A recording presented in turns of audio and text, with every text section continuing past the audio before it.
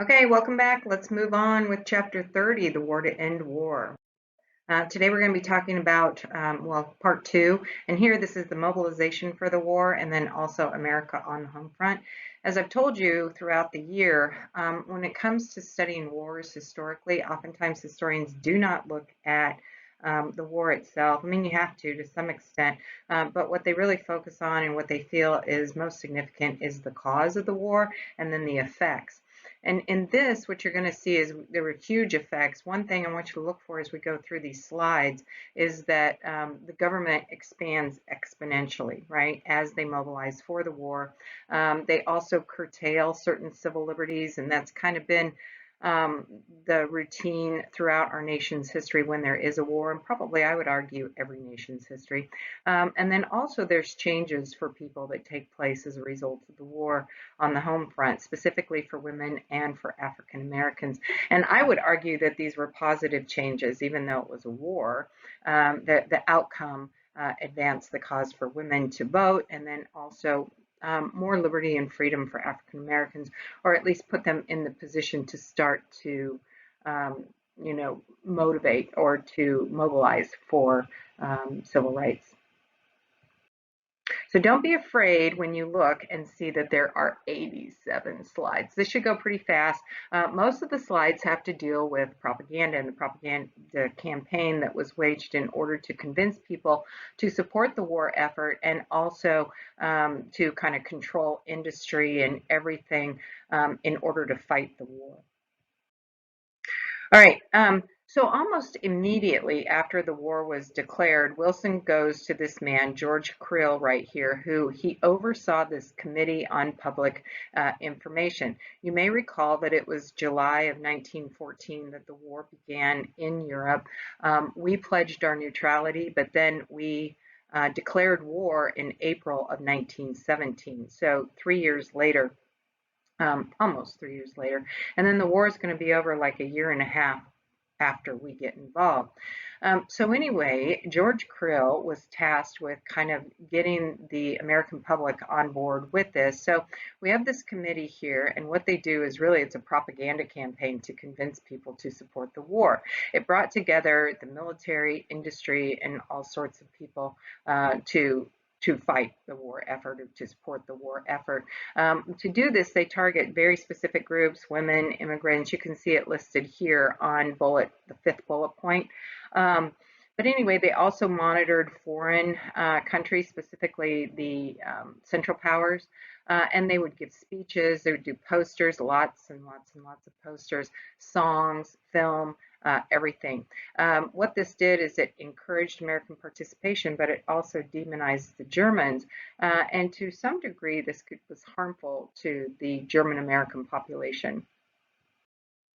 Okay, this is George Creel right here, and you can see a statement that he gave, or a phrase something that he stated in 1920, basically saying that it's not propaganda when we do it, right? It's just to rally people.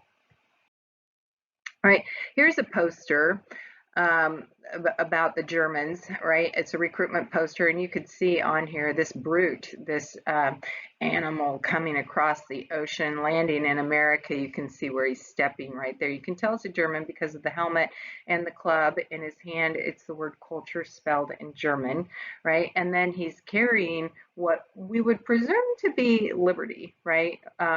Just kind of destroying liberty, coming out of the ocean across the sea where it looks in the background. Europe has been completely destroyed because of Germany. Here's a famous recruiting poster. I want you for the U.S. Army, right? Enlist in the Army or the Navy, right?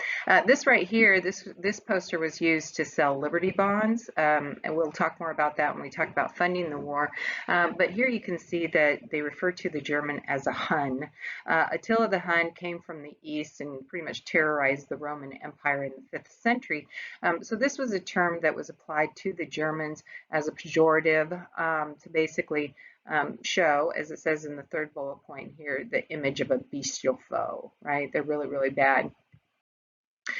Here, tell that to the Marines, and you can look down there at the headline on that newspaper that he's thrown down, Huns kill women and children. right? So this guy's going to obviously go out and enlist in the Marines. Here's another one playing on the notion. Americans really feared the fact that the Germans were sinking ships, and so this kind of goes to the bloody Germans. You know, they do that. They use submarine warfare. Right. This is advertising a film, the Krill Committee.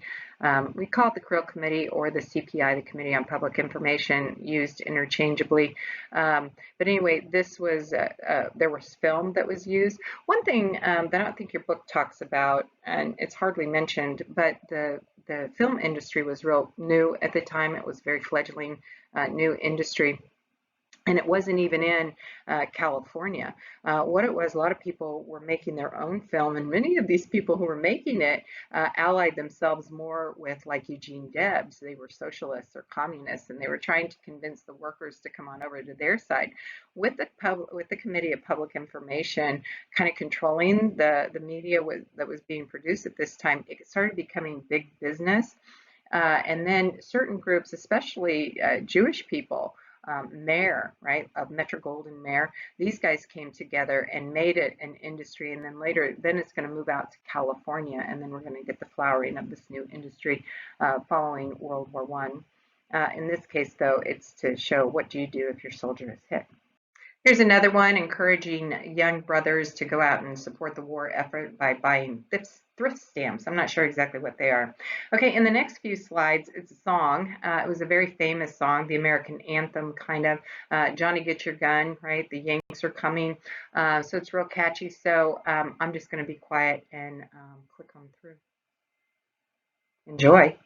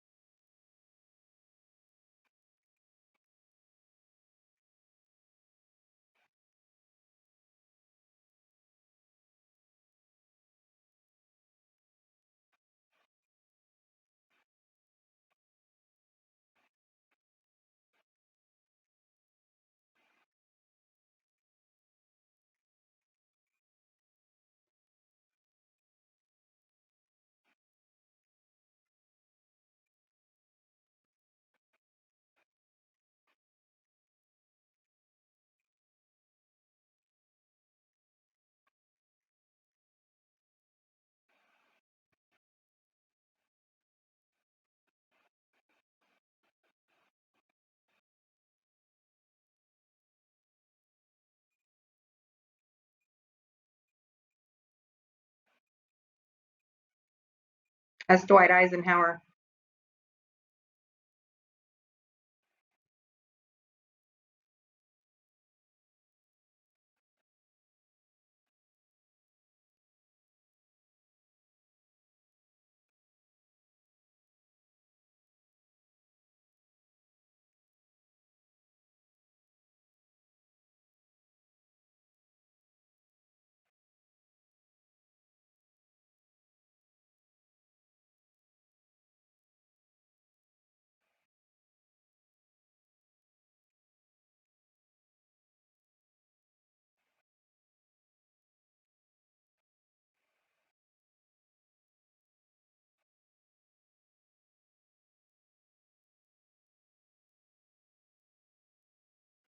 How awesome is that?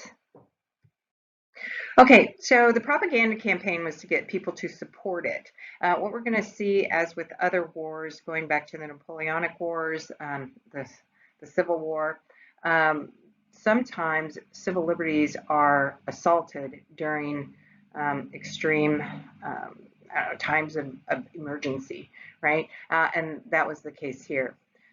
Also, there's assault against German Americans and people who are on the left, right? Because many people on the left, they opposed the war. They didn't want that. So if you're a pacifist or that sort of thing. But anyway, it's estimated that there are about, at the time, 8 million German Americans, right?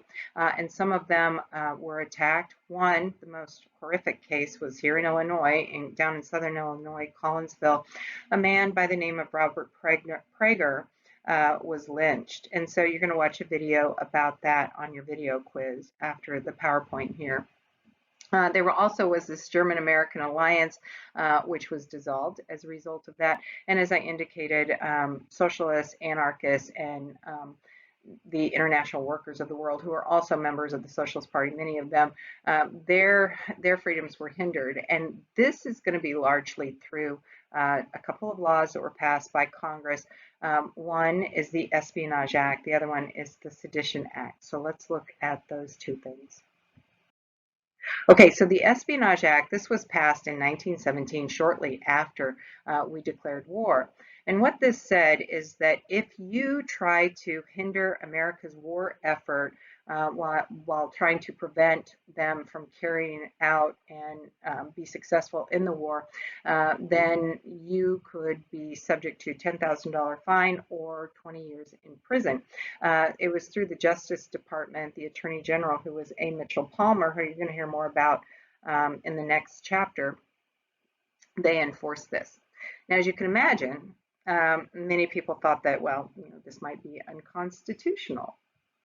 And it was challenged. It was challenged in Schenck versus the U.S. So there's this guy, he's a socialist, Charles Schenck, and what he was doing is he was distributing these pamphlets saying that the draft, which we're going to talk about, the government did initiate a draft, was unconstitutional according to the 13th Amendment, which said that involuntary servitude was illegal, right? So it goes to the Supreme Court, and the Supreme Court said that all these mailings and everything else initially would be protected by the First Amendment. You could say what you wanted to say and that sort of thing. But all the judges said that you can't say whatever you want. And as it says right here, Oliver Wendell Holmes, in the ruling, and what they said is you basically can't just say what you want. You can't yell fire in a crowded theater, because then you put other people in danger. So if you did this during this time, the speech would impose a clear and present danger by prohibiting America to carry out its war effort. Okay, so that's the war effort. That's slightly different than the Sedition Act. So you need to look at the differences between those two. So Schenck versus the U.S. could have implications for the events that are taking place today surrounding COVID-19. Oftentimes people are asking, is what the government doing by requiring that people not meet or not being outside in large groups, is that constitutional? And my sense is that no, based on the Schenck case, if there's a clear and present danger, right? So this might give them the authority based on precedents to do what's being done. Okay, so not only was there the Espionage Act, there's also the Sedition Act. This one took it much further. It was basically to halt people speaking badly about the government or the Constitution or that sort of thing. So this was directed largely at pacifists and socialists, right? Same fine, $10,000 or imprisonment for 20 years if you spoke out against the government, right? So of course, this is going to be challenged as well, because we're in America and that's what we do. And this Supreme Court case is going to be Abrams versus the U.S. In this case, there were two Russians who were working, I'm not sure where, maybe Michigan, I don't know.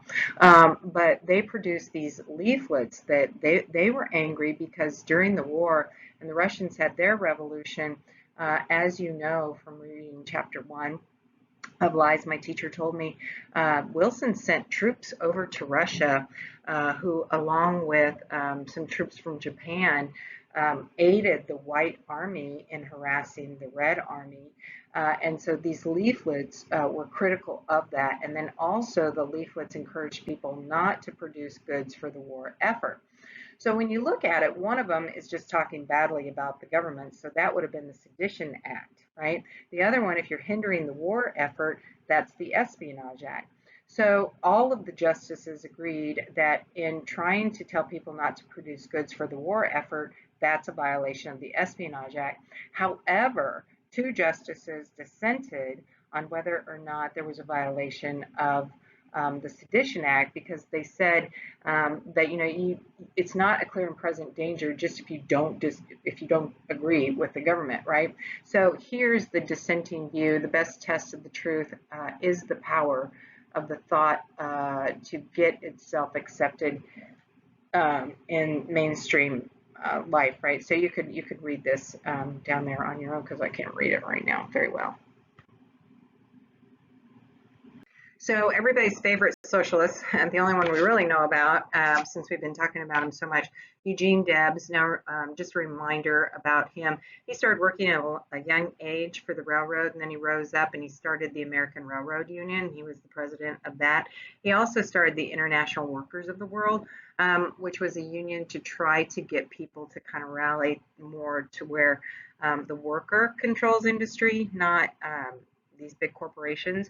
But anyway, he was in prison during the Pullman strike, and while in prison, he started reading Karl Marx. And he became a socialist. He came out of prison in 1900 as a socialist. He ran for president then, and then in 1904, 1908, 1912. Look at that, he got 6% of the vote. He didn't run in 1916 because he was ill. I'm pretty sure that was the reason why. I could be wrong. But he ran in 1920. And he was in prison at the time, and he received about 1 million votes at that time. Okay, so here is a picture of Eugene Debs. He's in Canton, Ohio, giving the speech that he got arrested for. He just finished recovering from an illness, right? And so he's kind of weak. He comes out and he states this, and he's saying that if we're going to go to war, then it should be the working people, all of us, who declare it, right, on those grounds there. So he's critical of the government. And then he also, when referring to the Sedition Act and talking about 3 people who had been imprisoned for it, he says they have come to realize that it is extremely dangerous to exercise your constitutional rights of free speech in a country fighting to make democracy safe for the world. Ironic, isn't it? Okay, so when he is tried, he goes before the court, and the judge gives him just a lot of freedom, actually. And so he gives this statement to the court. You can see it over there to the left. And then also here's a very famous quote. While there is a lower class, I am in it. While there is a criminal element, I am of it. And while there is a soul in prison, I am not free. So this was September 1918. 9. So I need to get rid of that. Anyway, so he was sentenced to 10 years in prison, as I told you, and disenfranchised for the rest of his life. He would be getting a full pardon, well, not a full pardon. His sentence would be commuted by Warren G. Harding in 1921. And Harding even invited him to the White House, right, for Christmas.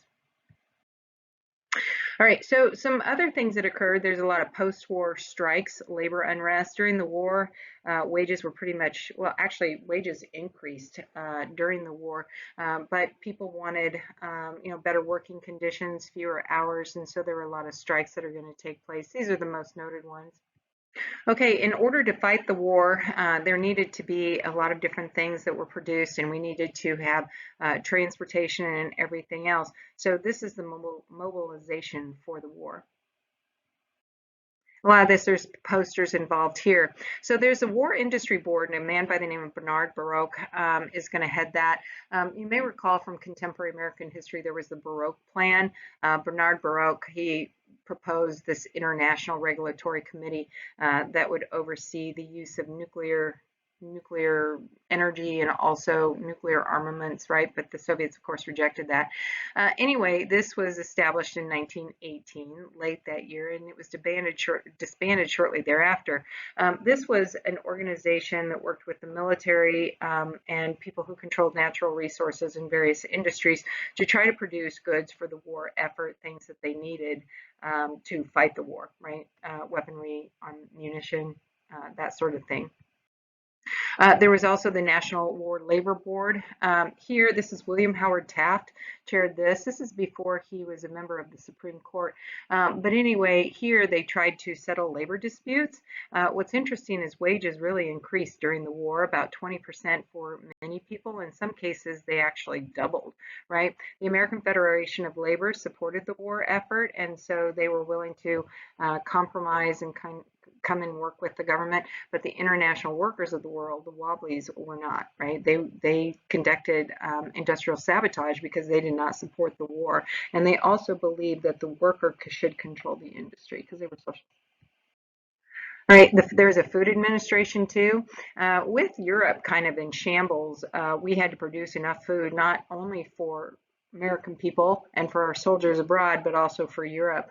So there's this real effort to try to get people to conserve, especially things like wheat, meat, sugar, and fats, because those are the foods that they wanted to send away. So you would have things like wheatless Wednesdays, meatless Tuesdays, and victory gardens, right? A lot of people have argued that it was because of this effort to conserve the food that we also get prohibition because, producing alcohol takes potatoes, it takes wheat, it takes barley, all those things there, right? All right, here's some posters to encourage people for that effort. All right, some more. There's also a council of national defense. This is a group of people who came together, Army, Navy, agriculture, all sorts of things that were needed for the war effort. So there's a lot of overlapping. If you haven't noticed, a lot of different government agencies. We're going to get that. We always get that, right? Government just gets really big and big. You're going to see that during the New Deal too. Okay, another one, U.S. Shipping Board, overseeing shipping, U.S. Fuel Administration. Railroad administration, the government temporarily took over control of the railroad because before the railroad industries are really trying to line their pockets, and it didn't work to the government's benefit to mobilize the troops or to get equipment as rapidly as they needed it. So they took that over as an emergency effort. It wasn't seen as socialism at that time. What they did though is they really streamlined it and they made it more uniform across the board, including, if you look right here, mileage books, baggage rules, and all sorts of things. After the war was over, it turned back to private management. Okay, so what you see is a huge expansion of government here. They take over the railroad, they took over control of communication, agriculture, production, labor management relations, all of these different things. They seized enemy merchant ships and vessels that were here at our docks, and they did these huge shipbuilding projects, including, who knew, but concrete ships and wooden ships. Okay, so here's the result of this new organization that took place. Unemployment kind of disappeared. Wages doubled in some cases. In other places, I get conflicting reports there. It's like 20%. There is an expansion of government, more government regulations, mismanagement, and overlapping, as I told you. But there is really close cooperation between public and private sectors. So companies were gearing up to aid in the war effort. You might be seeing that right now with what's going on with Corona, right? Ford, I think, is making ventilators. The My Pillow guy is making face masks. So they're doing all sorts of things there. There's also opportunities for people who are minorities in the country at this time. Okay, so funding the war. Here, the Treasury Secretary was McAdoo at the time, and what he said is we don't want to overburden the wealthy because we want them to support it. So he says we're going to fund the war by borrowing and also by increasing taxes. So, from the 16th Amendment, we got the income tax. And so what they did with the War Revenue Act is they really increased taxes. For the very wealthy, taxes went up to about 70% of their income. For most people who were, at the bottom, lower class or lower middle class, it was only like a 1.5% increase to about a 12% increase in their taxes. Part of the main thing was these Liberty bonds, right? So this is a savings bond. You buy it from the government for X amount of money, and then you get a return on that investment. You sell it back to the government for like 3.5%, right, over 15 years, so you earn money on it. So the total cost of the war, and again, this is not consistent on different sources, but it says about 112 billion, right? And then there were also going to be VA benefits. So they raised 20 billion from the sale of from the Liberty loans. There's probably deficit spending as well. Okay, so women and the home front, and this we're going to be looking at the women's movement. Because the women's movement really started about 1848, the antebellum period, Seneca Falls, and then it's going to continue. They say the first wave up until like 1922, and then the second wave of feminism is going to go through there until the 1980s, and now they say that we're in the third wave of feminism, trying to get economic equality and that sort of thing. During this wave, they're just trying to get the vote.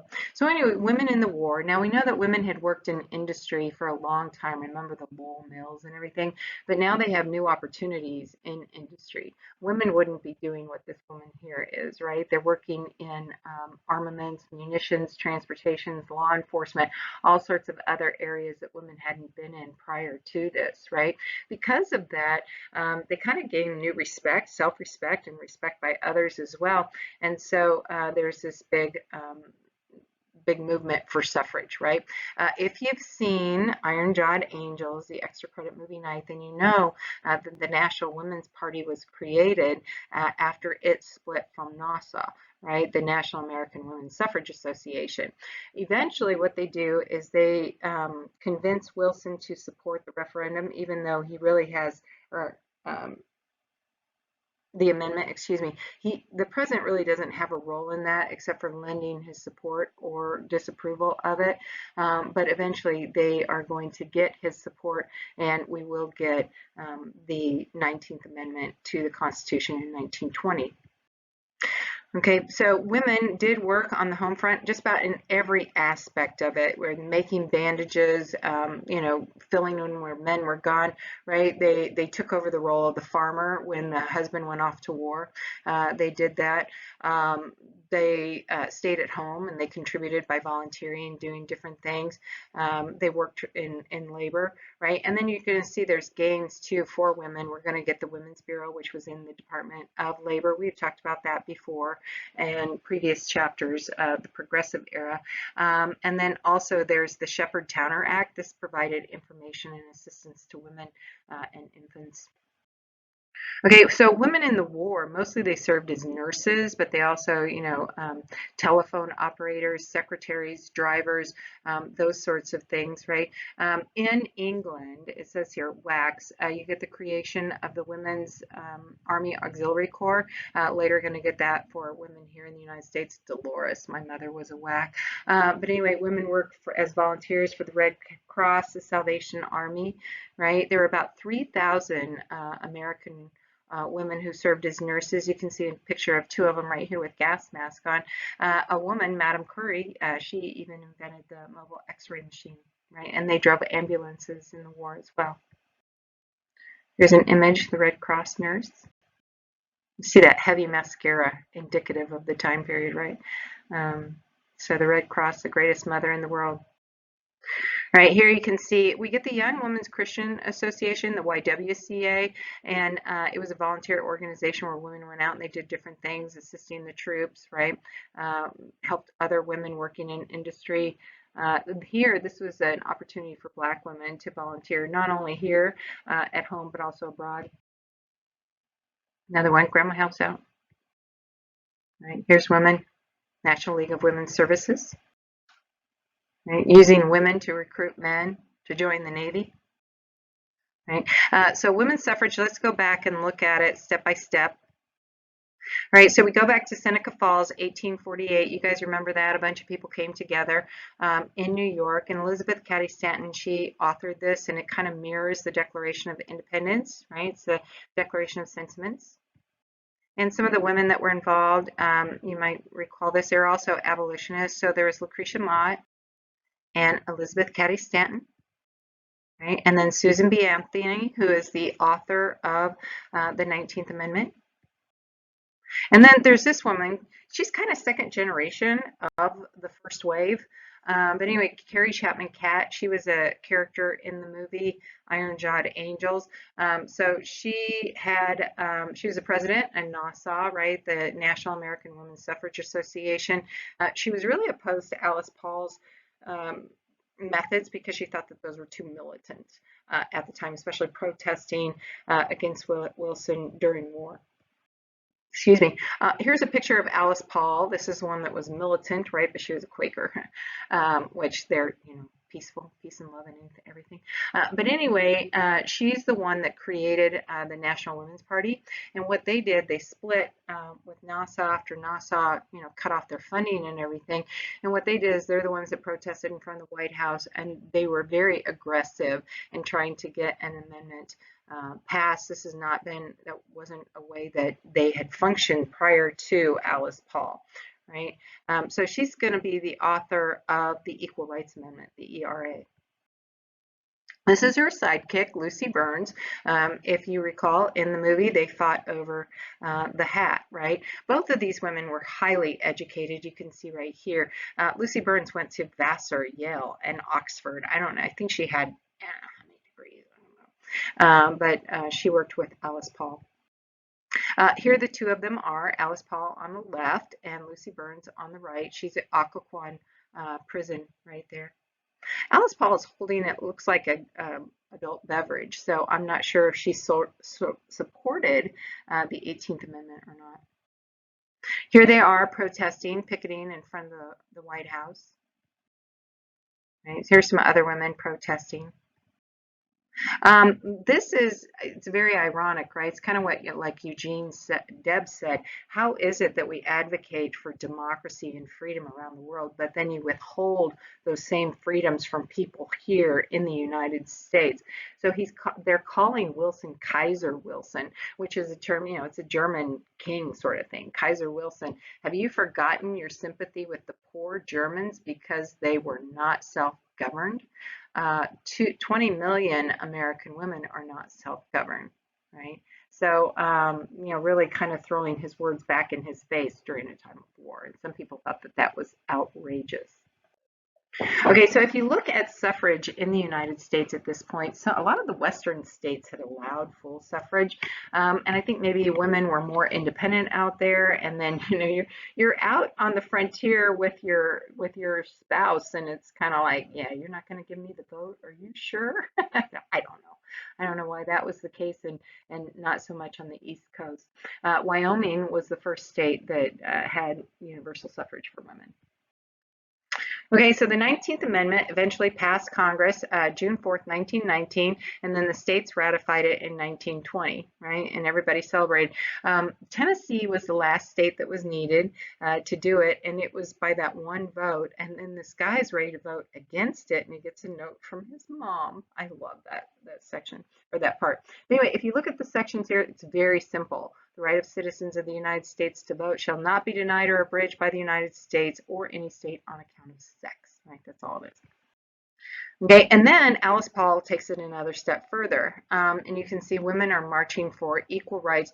This is going to be much later, right? You can tell because they're wearing pants, and it's different, in Washington, D.C. I can remember this as a kid. They were trying to push the Equal Rights Amendment. It got 35 states, but it needed 38.